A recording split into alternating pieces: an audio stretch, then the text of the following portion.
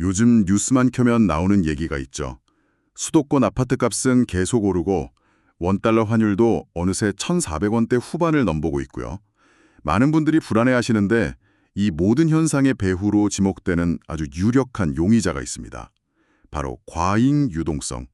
쉽게 말해서 시중에 돈이 너무 많이 풀렸다는 거죠. 네, 거의 모든 문제의 주범으로 지목되고 있죠. 부동산이랑 환율을 뒤흔든 혐의를 받고 있는데요. 그런데 바로 오늘 2025년 12월 16일 이 통화 정책을 책임지는 한국은행이라는 최고의 증인이 나타났습니다. 진범은 따로 있다는 취지의 아주 흥미로운 증언을 내놨어요. 그럼 오늘 저희는 일종의 경제 텀정이 되어보는 거네요.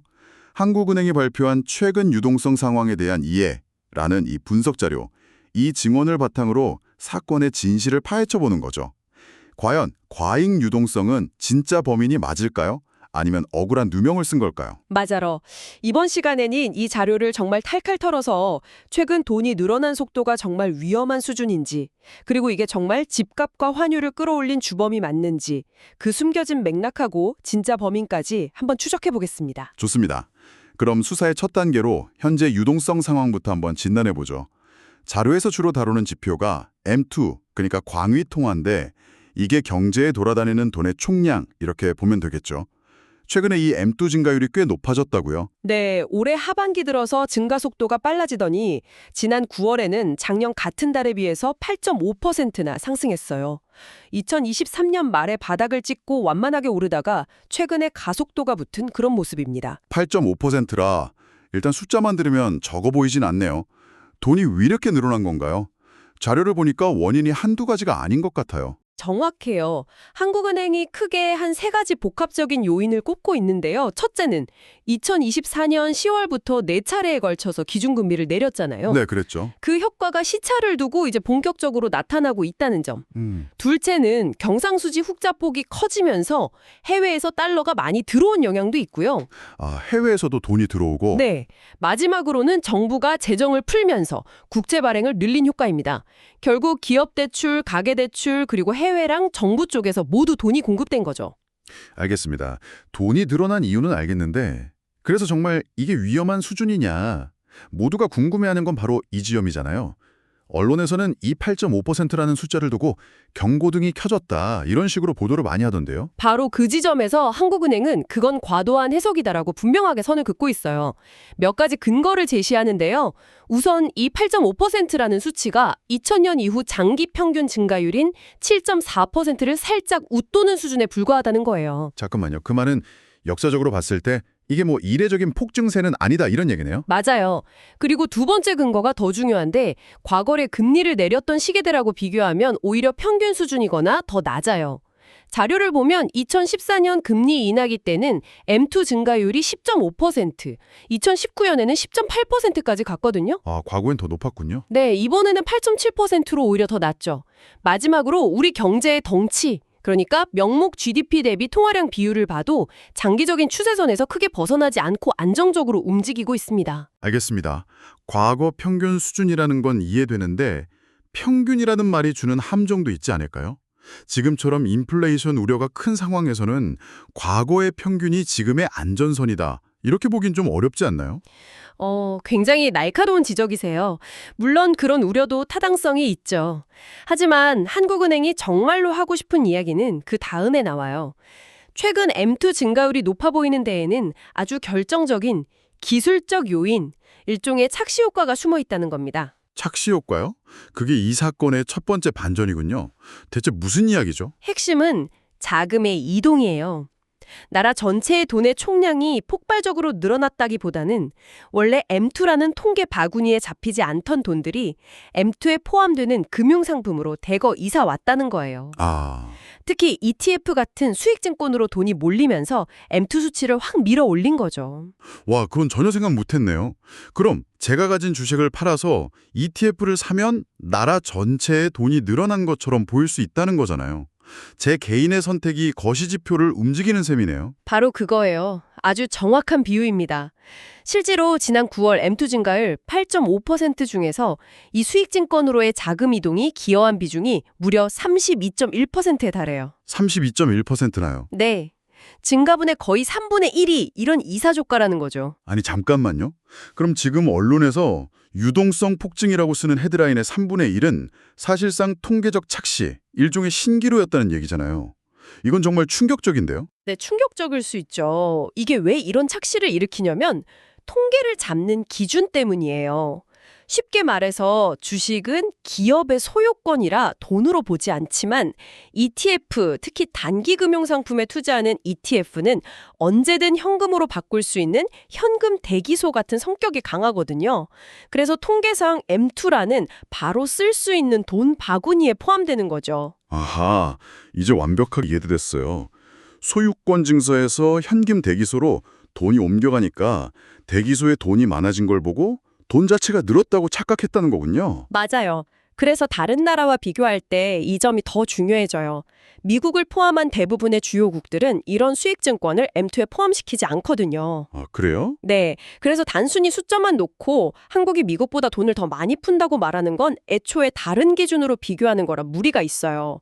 참고로 한국은행이 이런 문제를 반영해서 통화지표를 개편할 예정인데 새로운 기준을 적용하면 9월 M2 증가율은 8.5%가 아니라 5%대 중반으로 뚝 떨어진다고 해요. 이야, 3%포인트나 차이가 나네요. 그럼 자연스럽게 다음 질문으로 넘어가게 되는데요. 한국의 돈 푸는 속도가 미국보다 2배 빠르다는 주장이 있었는데 방금 하신 말씀이 이 주장에 대한 결정적인 반박 증거가 되겠군요. 네, 이 주장도 단기적인 수치만 보면 그럴듯해 보여요. 지난 9월 기준으로 한국은 8.5%, 미국은 4.5%니까요. 네, 2배 가까이 드네요.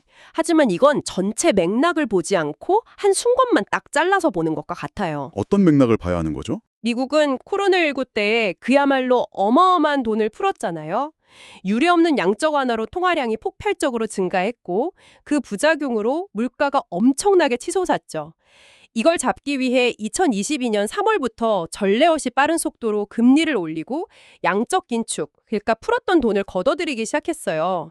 그 결과 미국 M2는 2022년 12월부터 15개월 동안 사상 최초로 감소하는 현상까지 나타났습니다. 아, 그러니까 미국은 파티에서 포금하다가 지금은 숙취 때문에 물만 마시는 중이고 우리는 꾸준히 적당히 마셔왔는데 지금 물만 마시는 미국과 비교하니 우리가 갑자기 술고래처럼 보이는 격이군요. 하하, 정말 기가 막힌 비유네요. 바로 그거예요.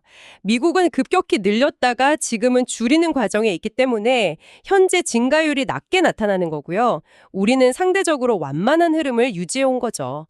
그래서 비교 시점을 바꿔서 팬데믹 직전인 2020년 3월부터 누적으로 얼마나 늘었나 비교해보면 한국이 49.8%, 미국이 43.7%로 큰 차이가 나지 않아요. 와, 누적으로 보면 거의 비슷하네요. 네.